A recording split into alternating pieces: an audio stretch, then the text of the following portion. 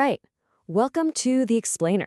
Today, we're going to do something kind of cool. We're going to take one of the simplest, most basic words in English and use it to unlock this huge, hidden system behind how language actually works.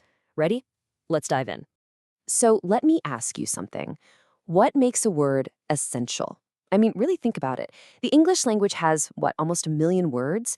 So why do we keep coming back to the same ones? Is it just that we use them a lot, or is there something bigger going on? Well, we're about to find out. And to figure this out, we're not going to start with some fancy, complicated word. Nope, we're going way back to basics. We're going to look at a word you probably learned when you were a little kid, a word you use all the time and probably never ever think about. And that word is knee. Yep, that's it. K-N-E-E. So simple, right? Just 4 letters, one little sound, knee. We all know it. But trust me, there is so much more hiding inside this word than you'd ever guess. Okay, so first things first, let's just break down what it means in the most obvious way. You got to start with the basics before you can see the really cool stuff, right? So at its most basic level, a knee is a noun. It's a thing, right? A part of your body. You know, like in the sentence, I hurt my knee in football. Super straightforward. We all get that immediately. And this is where it starts to get interesting. See, language isn't just a dictionary full of definitions. It's all about how words connect to each other. A knee isn't just floating out there by itself as an idea. It's the thing that connects your thigh to your shin. It has a job to do, a place in the system of our body parts. But hold on, because this is where it gets even cooler. A knee isn't just a thing you have. It's also something you can do. This is the first clue to its power. Knee works as both a noun and a verb. How cool is that?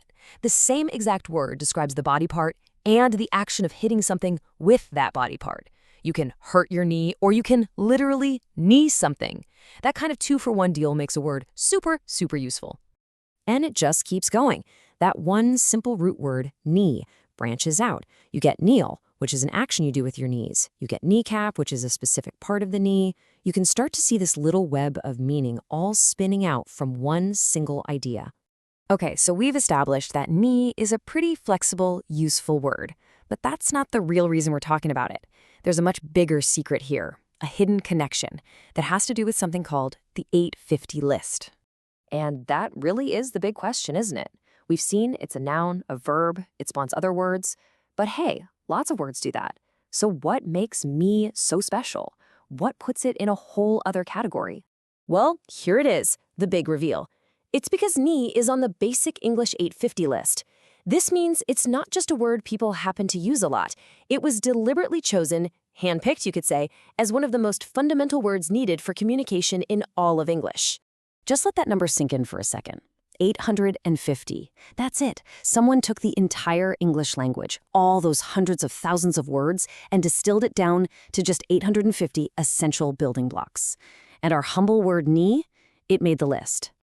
So you're probably asking, what is this list? Well, that brings us to the whole point of this explainer. It's a fascinating idea called basic English. So, basic English, what is it? Okay, picture this. It's the 1930s, and a linguist named Charles K. Ogden has this big idea. He wants to create a simplified version of English, not to, dumb it down, but to find the absolute most essential words. A core toolkit of 850 words you could use for clear communication anywhere in the world.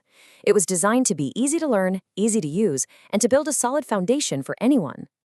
And this is where it all clicks into place. If you're going to build a language from scratch with just 850 words, you need nouns for things, right? You need verbs for actions. And you absolutely need words for fundamental stuff like parts of the body. And knee, well, it does all of that. That's why it's on the list. It's not just a word. It's a key piece for describing the basic human experience. Okay, so why should you care about some lists from the 1930s? It might sound like a dusty old academic thing, but the idea behind it is actually super practical for all of us. Because here's the real takeaway. It doesn't matter if you're learning English for the first time or if you've been speaking it your whole life. The idea behind basic English is golden. If you can master the core words, the knees of the language, you have all the power.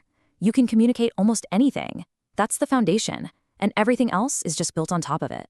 So from now on, when you come across a simple, everyday word, one you think you know completely, just stop for a second and ask yourself, why this word? Why is this one so important? you might just discover that the simplest words are the ones hiding the biggest ideas.